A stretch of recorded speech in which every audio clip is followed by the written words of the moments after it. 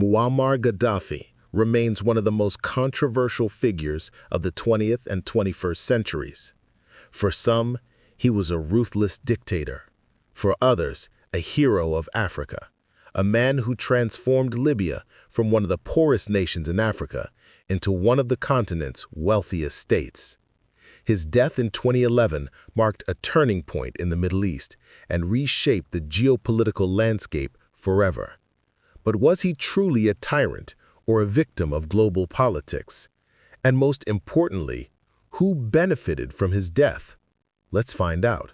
To understand Gaddafi, we must understand the Libya he inherited. Before 1969, Libya was ruled by King Idris I, a nation marked by poverty, illiteracy, and dependence on the West. Oil had just begun to be extracted, and most of the profits went straight to foreign corporations. Corruption was everywhere, in government, in the army, in administration. Young officers viewed the king as weak and incapable of defending the nation's interests. Amid this, a young 27-year-old officer emerged, Muammar Gaddafi, inspired by Nasser and the dream of Arab unity. On the night of August 31 to September 1, 1969, a group of young officers seized key government buildings in Tripoli. The king was abroad. A new era began. Gaddafi immediately declared that Libya must reclaim its independence and its resources. He nationalized oil and banks, renegotiated contracts with foreign companies, and expelled Western military bases. By the mid-1970s, he became a central figure of the Arab world, confident, ambitious, and determined to follow in Nasser's footsteps. In 1975, Gaddafi published the Green Book, combining socialism, Islamic values, and ideas of direct democracy. He proposed a third international theory, an alternative to both capitalism and communism. His political system, the Jamahiriya, the state of the masses, was designed to give power directly to the people through local committees. Western media mocked it. Arab leaders didn't understand it. But within Libya, literacy grew, infrastructure expanded, and living conditions improved. Under Gaddafi, Libya became one of the richest countries in Africa.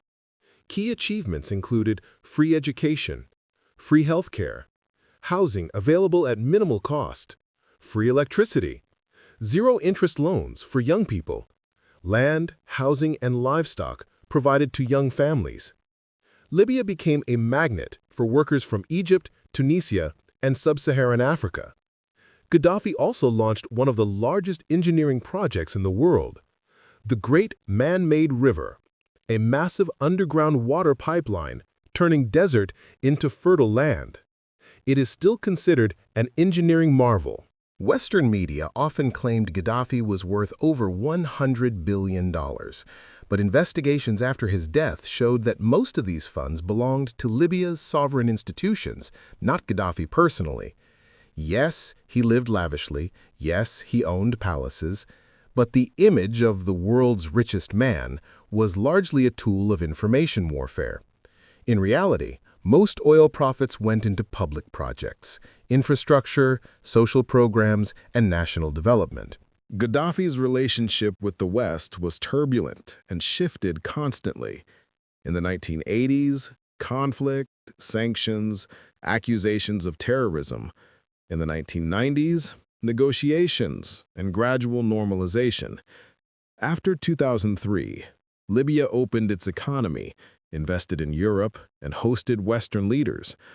But the stronger Libya became, the more Gaddafi promoted African unity and the creation of a gold-backed African currency, the more he worried Western powers.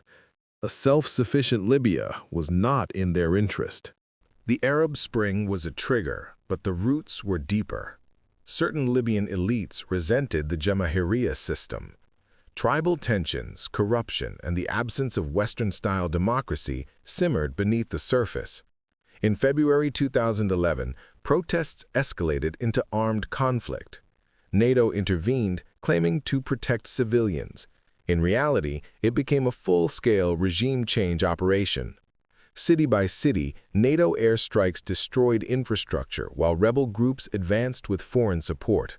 Gaddafi was encircled. There are many theories, but three major beneficiaries stand out. 1. Western powers. Libya became too independent. Gaddafi promoted a gold-backed African currency, a threat to the dollar and the euro. Libya's oil resources were enormous. 2. Libyan internal elites. Some tribes and political groups wanted more power and access to resources. 3. Regional rivals. Several Arab monarchies saw Gaddafi as an ideological and geopolitical competitor. Ultimately, many interests aligned. Gaddafi no longer fit the emerging world order. After his death, Libya did not become a democratic paradise. The country split into rival factions and militias. The economy collapsed. Infrastructure was destroyed. Human trafficking, slavery, and oil smuggling became commonplace.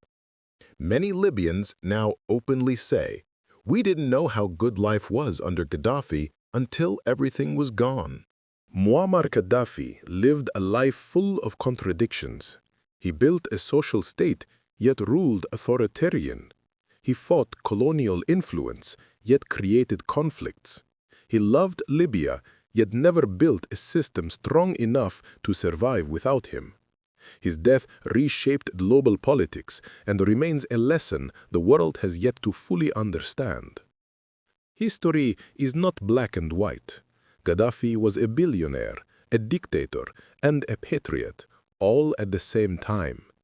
To understand him, we must understand the world he challenged.